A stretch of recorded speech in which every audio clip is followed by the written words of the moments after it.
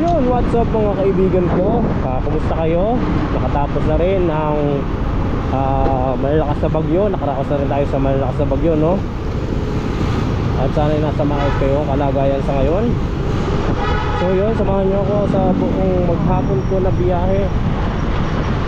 At sana ay makadami tayo, no? At sana ay kumita naman tayo ng maayos. Kasi nung mga nakaraang araw ay hindi tayo nakabiyahe sa kadahilan ng malakas nga ang ulan at bumabaha dito sa Metro Manila, kaya hindi tayo nakabiyahe ng matagal.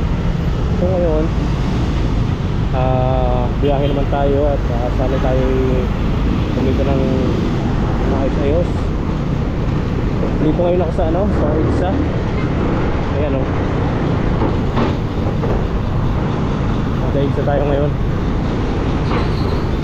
Papunta tayo na Makati.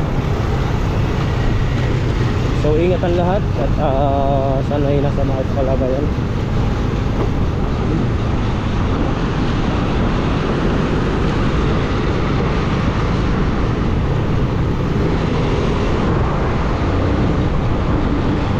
Magpugi lang tayo mga kaibigan.